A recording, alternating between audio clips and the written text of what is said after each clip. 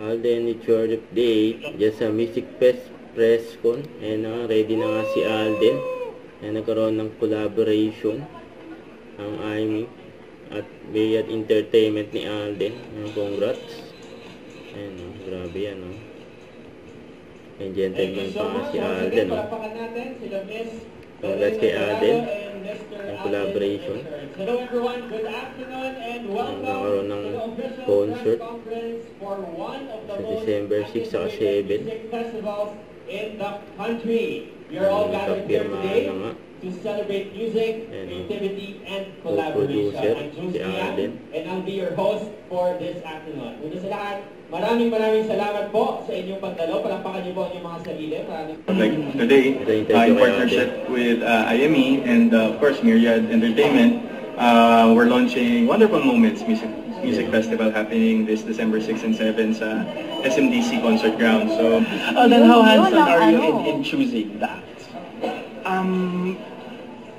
Siyempre, minsan kasi, one of the challenges that we encountered while getting the acts were yung pagkakasunod-sunod nila in terms of performance. And how are we gonna divide the first day and second day? Because both days have separate acts. Hindi sila isa.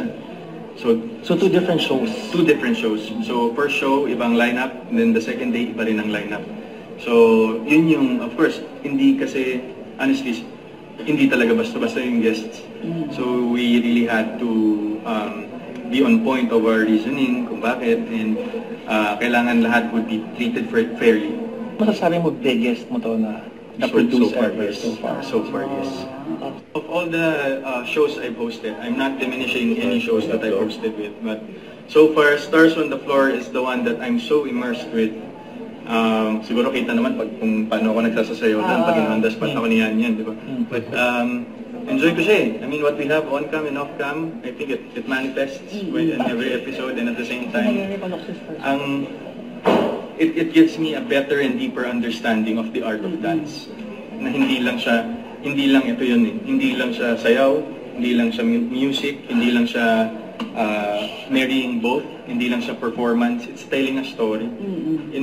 In all forms of art in the entertainment industry. Well, tawid ko na rin, right here also with the music festival. We wanted to tell a story, and we want to share experiences that people can, na pwede nilang pagkuhanan ng lakas and kaligayahan. Totoo yan. Maraming salamat po. Don't forget to subscribe, click the notification bell for more update. This is Richard Reaction Live. Stay tuned for more videos. See ya.